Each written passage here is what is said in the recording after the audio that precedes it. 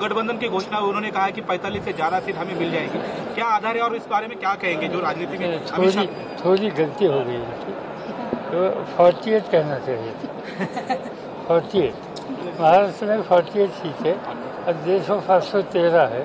ये कहने की आवश्यकता थी। सीधी बात यह है कि जिस तरह से पिछले 4 महीने में उन्होंने एक माहौल तैयार किया, गाली गलौज की आपस की, और आज गले में गला डालकर वो एक लोगों का एक एकता का संदेश देना चाहते हैं कि महाराष्ट्र की जनता समझदार जनता है। वो इसके पीछे क्या राजनीति है, क्या अप्रोच है, वो समझती है, और मुझे विश्वास है कि महाराष्ट्र की जनता समझदारी से कदम उठाएगी और जो धोखाबाजी अपने को करने के लिए प्रयास करते हैं उनको ठीक रास्ता दिखाएंगे।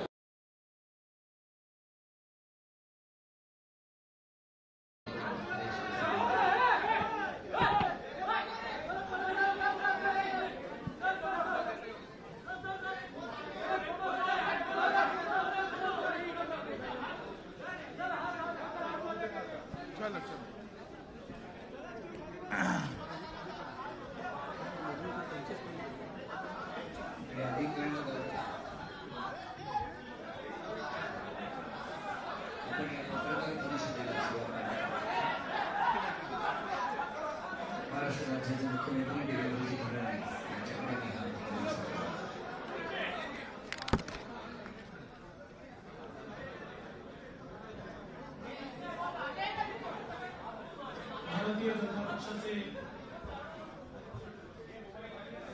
यशस्वी अध्यक्ष श्री अमित भाई शहा आणि आमचे मार्गदर्शक शिवसेना पक्ष प्रमुख आदरणीय उद्धवजी ठाकरे या ठिकाणी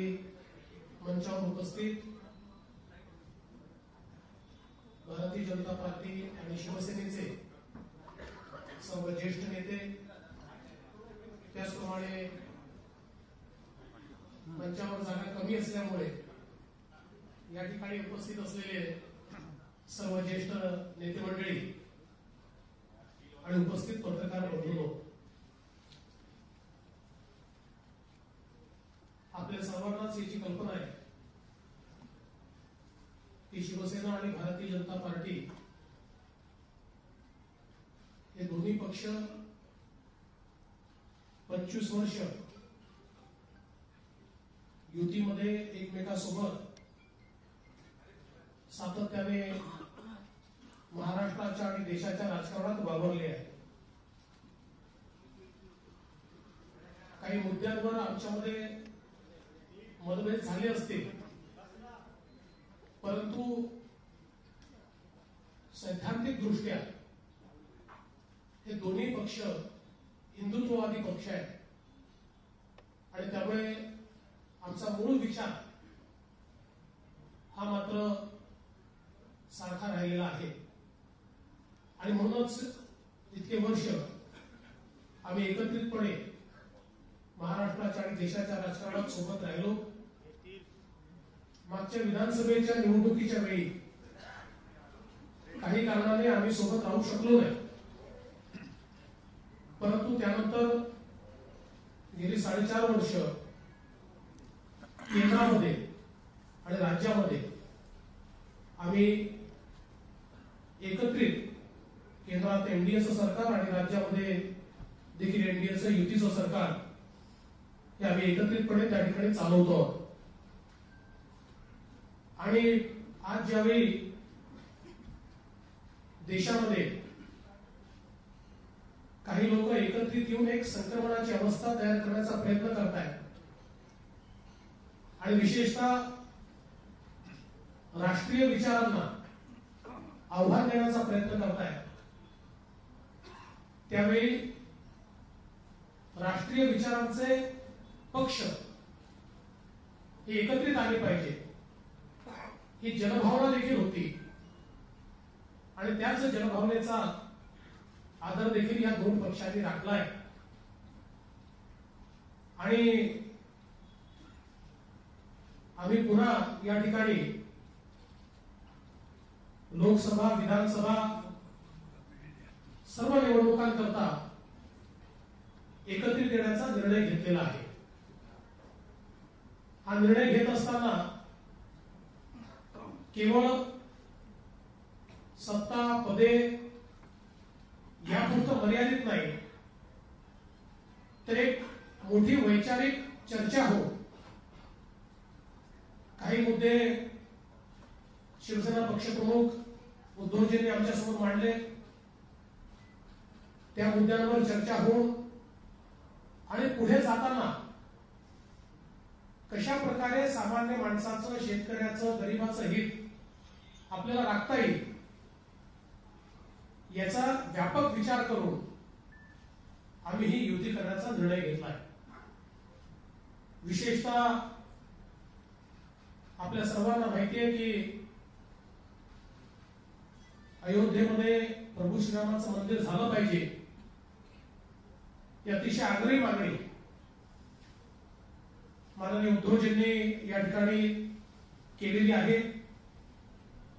आणि भारतीय जनता पक्षाचं त्याला पूर्ण समर्थन आहे. कारण त्या ठिकाणी राम मंदिर व्हावं आणि ते लवकरात लवकर व्हावं याबद्दल दोन्ही पक्ष हे पूर्णपणे आग्रही आहे. आणि नुकतंच केंद्र सरकारने देखील जवळजवळ 63 एकर जमीन जी त्या ठिकाणी अविवादित आहे ती न्यासाला देऊन मंदिर निर्माणाचा मार्ग एक प्रकारे सुकर करण्याचा प्रयत्न केलेला आहे. आणि त्यातनं हे जे प्रयत्न आहेत हे दोन्ही पक्षांचे प्रभू श्रीरामाचं मंदिर हे त्या ठिकाणी लवकरात लवकर व्हावं या संदर्भातले निश्चितपणे आहेत आणि आमच्यातला धागा देखील हा आहे. आणि म्हणून या सगळ्या व्यापक गोष्टींचा विचार करत असताना विशेषत्वाने महाराष्ट्रातले आमचे जे शेतकरी आहेत यांच्या हिताच्या संदर्भातले निर्णय हे झाले पाहिजेत. या संदर्भातला जो काही आग्रह माननीय उद्धवजींनी सातत्याने ठेवला आणि विशेषतः महाराष्ट्रामध्ये आपण छत्रपती शिवाजी महाराज शेतकरी सन्मान योजना या अंतर्गत कर्जमाफी महाराष्ट्राच्या शेतकऱ्यांना दिली. जवळजवळ 50 लाख शेतकऱ्यांना आपण ही कर्जमाफी दिली. तथापि काही शेतकरी हे तांत्रिक कारणामुळे किंवा विविध बाबींमुळे या योजनेपासून वंचित राहिले. काही ठिकाणी बँकांनी पाहिजे त्या प्रमाणात सहकार्य केलं नाही. अशा प्रकारच्या गोष्टी उद्धवजींनी त्या ठिकाणी लक्षात आणून दिल्या आणि म्हणून आम्ही हा निर्णय केला आहे की जे लोक अशा प्रकारे तांत्रिक कारणामुळे सुटले असतील किंवा ज्या ठिकाणी बँकांनी सहकार्य केलं नसेल त्याचा त्वरित आढावा घेऊन त्या संदर्भातले निर्णय घ्यायचे आणि अशा सुटलेल्या सर्व लोकांना या कर्जमाफीचा उचित फायदा मिळाला पाहिजे या संदर्भात जे काही आवश्यक निर्णय असतील ते निर्णय हे लवकरात लवकर आम्ही त्या ठिकाणी घेणार आहोत आणि तो फायदा देखील त्यांना मिळेल अशा प्रकारचा प्रयत्न या ठिकाणी होणार आहे. यासोबत केंद्र सरकारने अतिशय चांगली पीक विमा योजना तयार केली आणि या योजनेमध्ये महाराष्ट्रामध्ये साधारणपणे आतापर्यंत 12,000 कोटी रुपयाचा विमा हा शेतकऱ्यांना मिळाला. पण त्याच वेळी काही कंपन्यांनी ऑफिसेस जे डिसेंट्रलाइज पद्धतीने उघडायला पाहिजे होते ते उघडलेले नाहीत आणि त्यामुळे शेतकऱ्यांनी नेमकं तक्रार कुठे करावी हा एक प्रश्न आहे. आणि म्हणून त्यातनं अनेक शेतकरी त्या संदर्भात अनभिज्ञ आहेत आणि ते तक्रार करतात आणि म्हणून आम्ही असा देखील निर्णय घेतला की या संदर्भात कृषी विकास केंद्र किंवा अशा कुठल्या तरी सक्षम जागी प्रत्येक जिल्हा स्तरावर पीक विम्याच्या संदर्भात लोकांची शेतकऱ्यांची तक्रार नोंदवून घेणे आणि त्यासोबत ती तक्रार सोडवणे याकरता एक इफेक्टिव्ह मेकॅनिझम हे आम्ही त्या ठिकाणी तयार करणार आहोत. आणि त्या माध्यमातून शेतकऱ्यांचे जे प्रश्न आहेत हे प्रश्न सोडवण्याचा प्रयत्न आहे. यासोबत आम्ही हा देखील निर्णय घेतलाय की आता केंद्र सरकारने शेतकऱ्यांना थेट खात्यामध्ये 6,000 रुपये देण्याचा निर्णय घेतलाय. अशा प्रकारचे शेतकरी हिताचे जे निर्णय आहेत या निर्णयांना प्राधान्य द्यायचं हा या युतीच्या संदर्भात आमच्या बोलण्यांमध्ये प्रामुख्याने विषय आला आणि त्याच्यावर चर्चा करून तशा प्रकारच्या काही योजना या देखील भविष्यात आम्ही त्या ठिकाणी निश्चितपणे घेणार आहोत। यासोबत एक अत्यंत महत्वाचा मुद्दा नाणारच्या संदर्भातला हा शिवसेनेकडनं मांडण्यात आला आणि रिफायनरीला किंवा उद्योगाला विरोध नाही, तर स्थानिकांचा त्या ठिकाणी जमीन देण्याला जो विरोध आहे त्या स्थानिकांच्या पाठीशी आम्ही उभे आहोत। त्यामुळे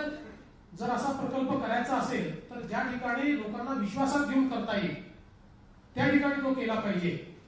आणि म्हणून मागच्याच काळामध्ये आम्ही या संदर्भातलं ऍप्लिकेशन पूर्णपणे थांबवलं होतं आणि आता ही जी काही या ठिकाणी शिवसेनेच्या वतीनं बाब ठेवण्यात आली ती आम्ही मान्य केलेली आहे आणि त्यामुळे आता ज्या ठिकाणी लोकांची मान्यता असेल अशाच ठिकाणी हा प्रकल्प केला जाईल आणि इथली जी प्रोसिडिंग आम्ही थांबवलेली आहेत ते प्रोसिडिंग हे त्याची पुढची कारवाई करून ते नलिफाय करण्याच्या संदर्भातली कारवाई जी आहे ती देखील करण्याच्या संदर्भातला निर्णय हा या ठिकाणी आम्ही घेतलेला आहे। यासोबत विशेषतः मुंबई सारख्या ठिकाणी